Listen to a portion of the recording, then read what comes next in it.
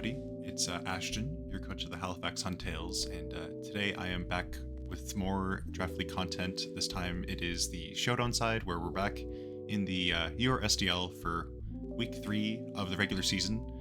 This time it's going to be against jinxedpsychic564. She's coach of the Sacramento Slow Kings, and she currently is sitting at a even record of 1 win, 1 loss, so she ended up winning her week 2 bout and is kind of riding the momentum, I believe, into our week 3 battle here, and where she's a good friend. I'm a good friend. I think she has some idea of how I battle, so I'm a little bit worried. But yeah, she has a very scary team. But before I get into that, I'm definitely going to try to establish that number 1 seed this week. We end up as it is currently, we are 2-0. However, there's another coach. It's DD. He's coach of the Philadelphia Fanpeas, who ended up winning his 3rd week, and it was very handedly, I believe. So yeah, we're gonna see if we can't try to get a high differential game here.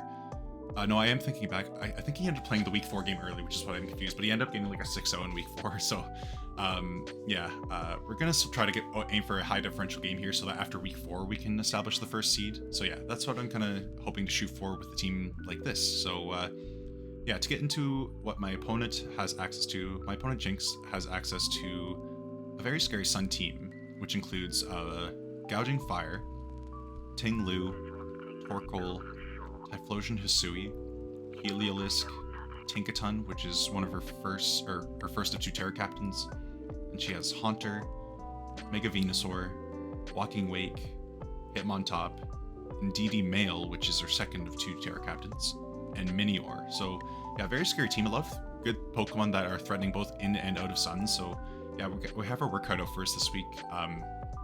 And yeah, very scary Terra Captains as well. Like a Terra Psychic and DD Male can just really rip through some things. So yeah, I'm looking to not get swept by something like that. But yeah, I think we did okay with building our team here. So to start things off, we have a fast 4 attacks Dragapult with Dragon Fang. And after looking at my opponent's draft, I noticed one glaring weakness is that she doesn't have the best switch-ins to Dragon types, especially special ones.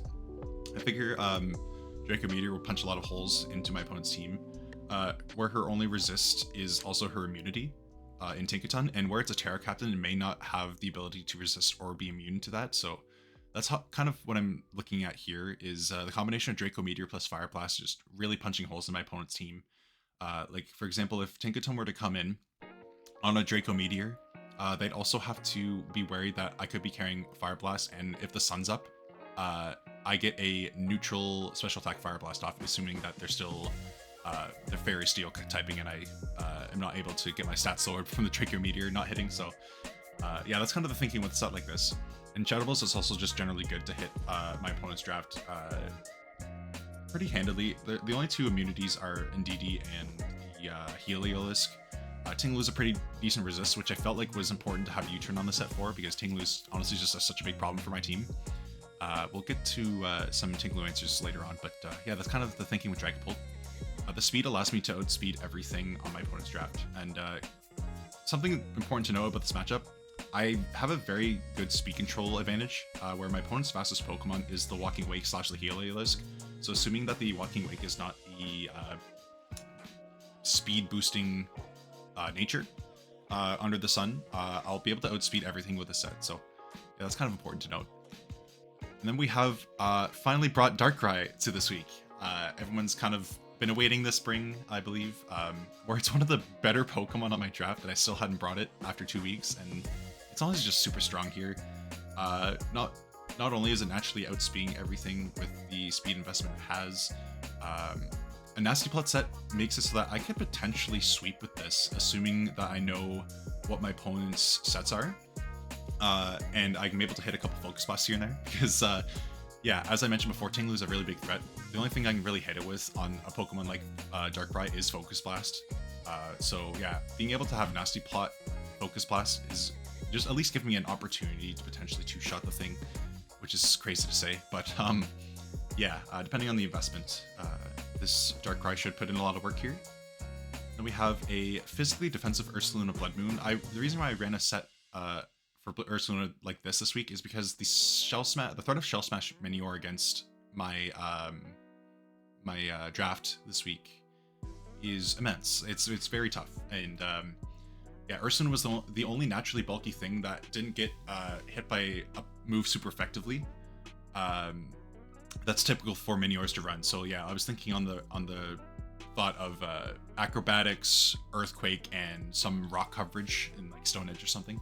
And yeah, Ursaluna, with the defense investment that it has, is able to have a chance to chew 2 adamant +2 acrobatics without an item on a Minior. And I I have to say I was very tempted to run Vacuum Wave over Moonblast, and I still might do that, make that switch, but I wanted to bring Moonblast to be able to make sure that I was hitting things harder after Blood Mooning, because I can't Blood Moon two times in a row. I wanted to make sure that I was hitting things like the the Walking Wake and the Ting-Lu as hard as I possibly could with this Pokemon. So not that I'd stay in on the Walking Wake necessarily, but just in case like my opponent has taken damage from a Blood Moon and wanted to switch or potentially switch, I could get up a Calm Mind and still be able to hit something like the Walking Wake card. So yeah, that's kind of the thinking here, is to be able to take a couple hits from the Minior, make it so that it's deterred a little bit, and have a couple Intimidate users to potentially account for it not being able to get up a free sweep against me. So yeah, Ursaluna should put in the work here. It's also a Pokemon that can potentially do a lot of things. With the bulk it has, it's also able to like just generally sponge things from Gouging Fire if it's not like a very offensive set, like offensive item as well. Even in the Sun, I'm pretty sure Raging Bulwark or whatever its normal move is, or Flare Blitz, I believe. I think both of them are not guaranteed 2 KOs with the set, assuming that it's under the Sun, which is pretty nuts. So yeah, that's a very important thing to hit, I think, with this set. And Leftovers allows me to avoid getting 2-shot by most Miniors. So yeah, I'm looking forward to seeing how Ursaluna does this week. But yeah, then we have the second half of our team, starting it off with a Flame Charge, Assault Vest, 4 attacks, I should say, Tauros, Paldea, Blaze. Yeah, this set should be fun. After a Flame Charge, I'm able to outspeed everything on my opponent's draft, and the coverage allows me to hit everything super effectively outside of things like the Indeedee and the Hitmontop and the Minior, I believe. I think everything else gets hit super effectively, except for the Haunter. But I believe everything else gets hit super effectively. No, I'm looking and there's Typhlosion. Okay, never mind. Maybe it's not what I thought. And Torkoal, goodness. Okay, but it still hits everything super hard. And in the Sun, nothing wants to switch into this. I'm just gonna say that right now. She'd literally have to bring in Tinkaton on an Outrage turn, because otherwise something's taking a Fire type move plus an Outrage, and that's not going to be enjoyable. And Close Combat's kind of there to make it so that I have something super effective to hit the Ting-Lu with in a crunch time scenario if Sun was down and I had the potential to kill it with Flare Blitz before the Sun went away, and then the Sun goes away. I'd have Close Combat just as a crutch option there. I could have easily brought something like Earthquake on a Pokemon like this, just where my opponent has a lot of Fire type Pokemon, but I felt like it was in my best interest to account as much for the Ting-Lu as possible. Just given how much of a problem Pokemon it is for my draft, I felt like it was in my best interest to run Close Combat. So yeah, Intimidate on this, it's also kind of nice to be able to deter things more like the Gouging Fire and other members of my opponent's team. I don't think I'll ever be switching this into something like the Minior, obviously, but you know, it's there if I need it. And then we have a Fistef Togekiss with Roost Defog 2 attacks. The looming threat of Stealth Rocks against things that are really important for me to have Stealth Rocks away from, such as the Ursaluna and, as you see below, the Masquerain.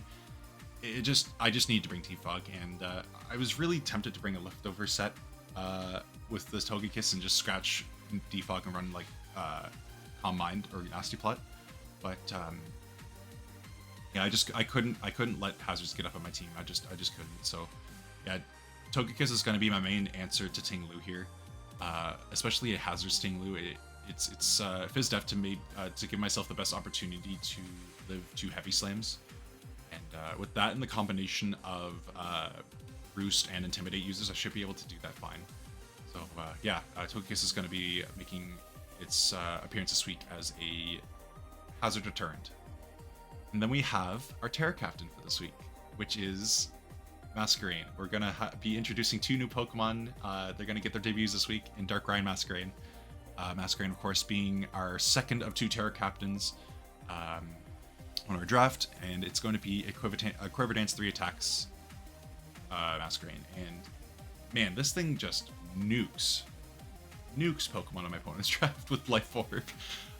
The Surf on this Pokemon allows me to potentially threaten out a Fizdef Torkoal, assuming that it is chipped. I believe I haven't looked at the calc for this yet, or in a while, but I believe after rocks, Torkoal might drop to a +1 Surf even in the sun. So that's kind of nice. And if not that, then a Terraflying Terra Blast would definitely do the trick. So yeah, Surf's kind of important.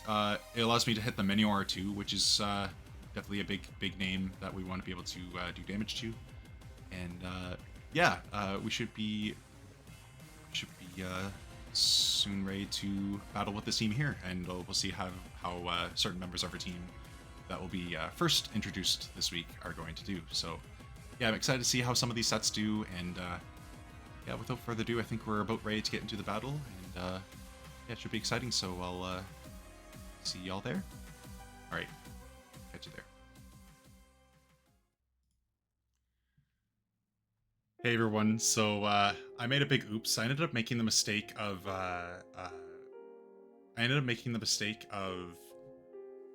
forgetting to increase the desktop audio during the recording of my live commentary battle versus Jinxed. We ended up VCing during the battle, so yeah, there was a lot of hectic conversation during the battle, and we were both giving kind of like play-by-plays of our thinking as we were making decisions, and you could kind of see how I was calcing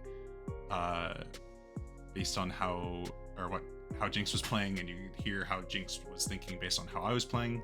So it was pretty interesting, but I made the big oops, and I ended up failing to check over the desktop audio before I recorded, so you could only hear my side of the conversation and not Jinx. So yeah, we're gonna do a little bit of a replay analysis for this week. I apologize, but yeah, without further ado, we're gonna get into it.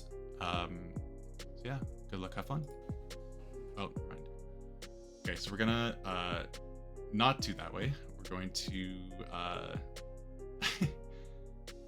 play without sound. Okay, so yeah.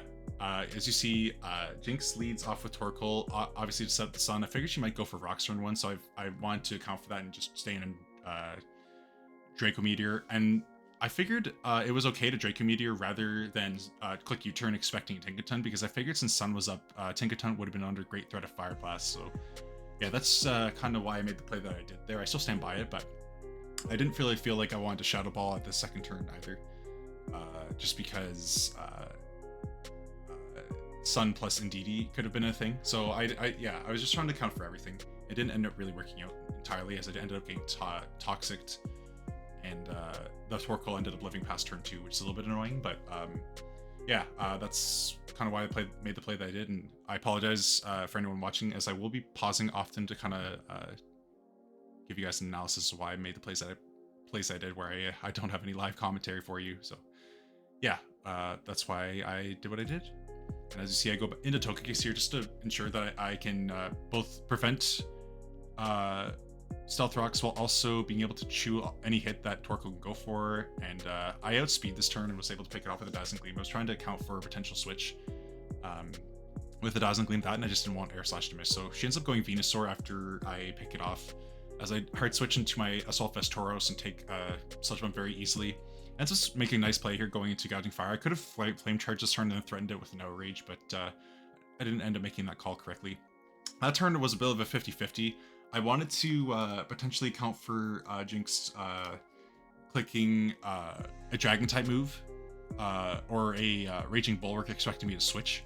So I was kind of tempted to go, because I was kind of tempted to go Togekiss that turn, and then potentially you know, do a couple double plays from there, because I didn't want I didn't want the Ursaluna to come in kind of unsafely on a dragon type attack, so yeah, I kind of felt like I was stuck into Tauros at that play, and just kind of hoped that she didn't click or didn't have Earthquake.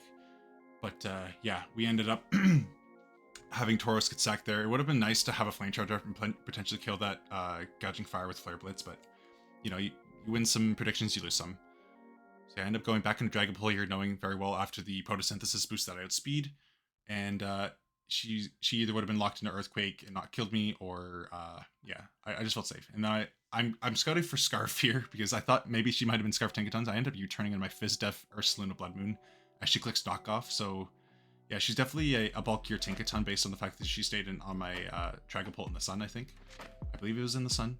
Yeah, we end up getting a Calm Mind off as she ends up going for Ice Hammer. Doesn't do a whole lot. And then she goes into Venusaur after I reveal that I can chew a lot of her hits and get off a big Blood Moon onto the Venusaur. So yeah, we're showing that Blood Moon's going to be a very big threat for my opponent here. We end up switching to the Solar Beam. And she clicked Solar Beam when the sun wasn't up. I felt kind of bad for her. And I thought she might switch here, so I thought I might have had a free Quiver Dance up with Masquerain to be able to get some kills here. End up having to just settle for a huge amount of damage on the Tinkaton after that crit Terra Blast at +1. But you know, I'm not gonna complain about that one, as we end up just going back into Dragapult here to pick it off. Yeah, things are looking kind of good for us. We're up a Pokemon here, although the looming threat of Minior is still in. I wanted to Shadow or Draco Meteor here because there was a chance I could do upwards of 96% to it, but I didn't want it to be in its shields down form, so I ended up just doing a little bit below half with the Shadow Ball. I clicked Draco Meteor that turn, but I just couldn't switch into Blood Moon as the Acrobatics was still doing way too much to me. So yeah, I switched into Blood Moon here after the Dragapult gets sacked. I Calm Mind once, and Moonlight, as she ends up getting a high roll followed by a low roll with Acrobatics. And I think she was predicting the Togekiss to come in. I don't really know why she didn't just Acrobatics again, just where it probably would have done more than the Stone Edge potentially. Or at least enough to threaten Togekiss. Like, I'm pretty sure I was taking a crap ton of damage regardless of what I switched into, and then I would have definitely just lost Togekiss for no reasons there. So yeah, she ends up losing her Minior and her Indeedee after a couple turns of getting Moonlight recovery, and then I just pick off the Venusaur at the end with Blood Moon. So yeah, Ursaluna Blood Moon really put in a lot of work this week. I really do apologize again for those of you kind of banking on me having like my regular commentary, but yeah, I appreciate all of you for staying tuned despite the little bit of flub on my end. And, yeah, thank you all for watching. It was a very enjoyable battle.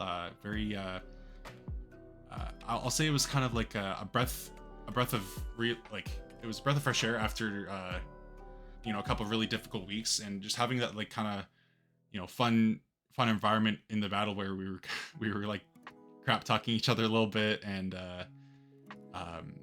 you know, hearing each other's thoughts while playing the game was kind of cool, and I hadn't done that in a while, so yeah, it was pretty fun. I didn't unfortunately get to use Darkrai, which was kind of a note that I left the battle with, which I was kind of bummed out, but you know, Masquerain got a little bit of screen time despite the fact that it wasn't to the extent that I wanted, and yeah, overall it was a really fun battle, and as I said before, thank you all for watching, and be sure to stay tuned for week 4 because it should be pretty entertaining. All right, bye-bye.